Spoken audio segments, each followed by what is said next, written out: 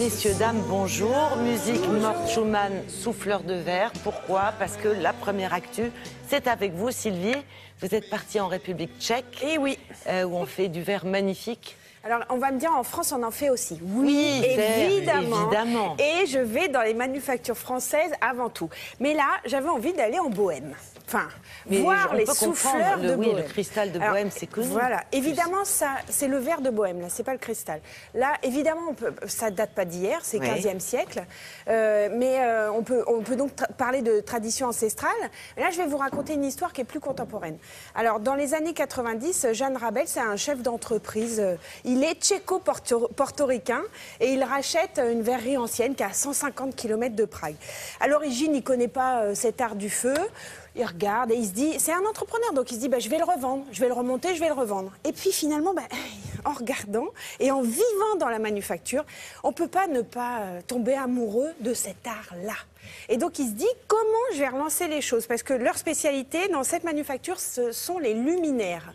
Alors il travaille pour les plus grands italiens, Artemide, Floss et puis Poulsen. Et il rencontre une jeune designer tchèque qui s'appelle Lucie Koldová, qui va devenir la directrice artistique de la marque qu'il crée, qui s'appelle Brokis.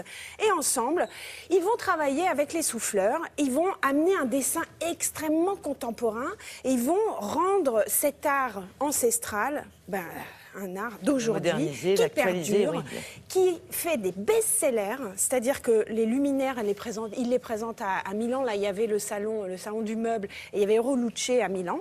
Et donc, voilà, ça a fait un carton. Mais moi, je me suis éclatée, c'était magnifique, regardez.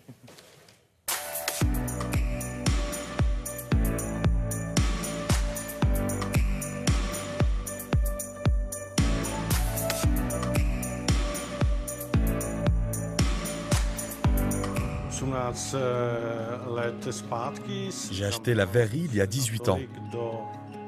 Je suis tombé amoureux du verre et comme j'aime beaucoup ce matériau, j'ai voulu développer la production en mettant en place des innovations techniques.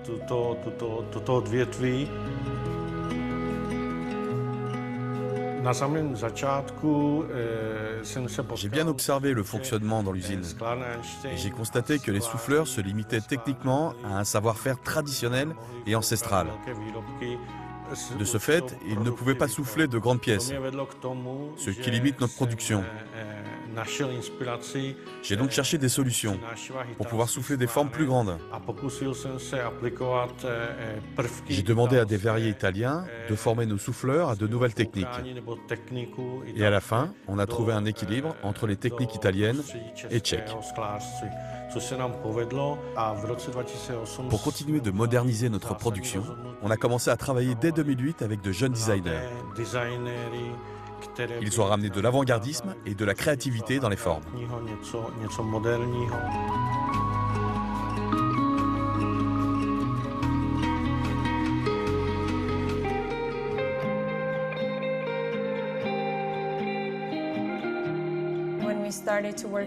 Lorsqu'on a commencé à travailler avec Brokis, la première collection s'appelait Muffin. L'année d'après, on a développé une autre série de lampes appelée Balloon et aussi Shadow.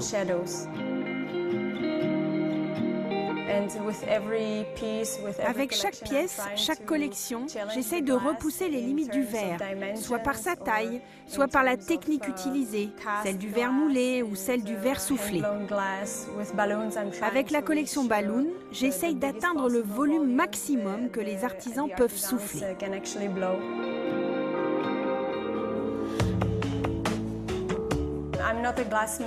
Je ne suis pas une souffleuse de verre. Je crée avec le matériau. Parfois c'est du bois, parfois c'est du verre.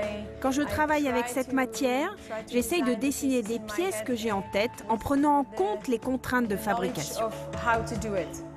Ce ne sont pas les souffleurs de verre qui me dictent ce que je dois faire, mais j'essaie de trouver un terrain d'entente avec eux et d'obtenir le résultat que j'ai imaginé.